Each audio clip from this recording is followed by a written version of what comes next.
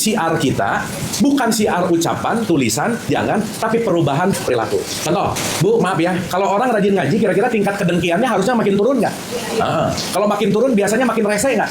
Enggak. Nah, pulang dari ngaji, sekelilingnya ngerti, ih, si ibu ini sekarang makin cerewet ya. Nah, bagus tuh. Siarnya berarti bukan ngomongin ayat, tapi mengurangi tingkat kejulidan, gosip, ngomongin orang. Karena kenapa? Output yang terbaik tidak terletak dari ucapan-ucapan, tapi perilaku. Nah, sekarang saya tanya, dari baca, pelajari, pahami, amalkan, siarkan, ibu-ibu udah di kelas mana, gitu? Masa kelas baca mulu, 20 tahun dibaca lagi. Bagus sih, tapi kalau nggak naik kelas, kita muter-muter ke bunyi, tapi tidak memengaruhi konteks yang namanya esensi. Jadi pulang dari sini yang penting baca atau paham? Dua-duanya. Kalau nggak pernah baca, nggak bisa, Pak. Ini lima-limanya nggak boleh hilang, Bu. Karena konteks dari apapun, aku membaca, aku mempelajari, aku paham, baru aku bisa melakukan. Nah, maaf ya, ini saya mau ngomongin fakta lagi nih.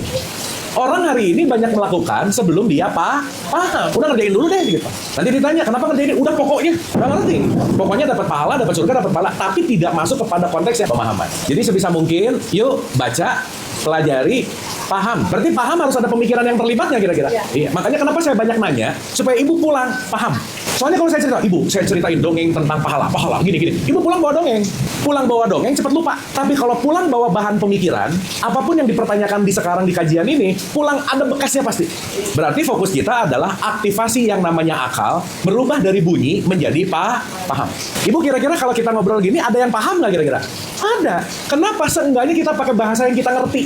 So, kalau saya dari awal ngomong pakai bahasa Arab semuanya, pakai ayat-ayat semuanya pulang nggak ngerti, gimana kita mau melakukan tanpa yang namanya pengertian gitu. Jadi sekali lagi jangan lupa rumusnya satu apa, Bu?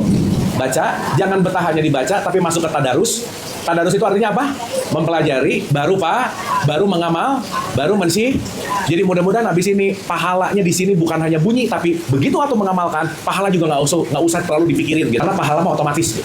Ya, pahala itu hasil otomatis tergantung apa yang kita lakukan. Aku suka doa gini nggak? Ya Allah, matikanlah aku dalam keadaan husnul khotimah. Gitu. Karena kalau ini hidup, ini mati, nanti di ujung mati cuma ada dua jalan nih ceritanya. Husnul khotimah, su'ul khotimah. Kira-kira kita akan mati husnul khotimah otomatis nggak? Enggak. Tetapi sesuatu yang dilatih, sesuatu yang ditumbuhkan, sesuatu yang dirawat. Jadi punten ya, Bu. Jangan tiap hari ngomong, ya Allah matikan aku dalam husnul khotimah. Tapi nggak ngerawat diri gitu.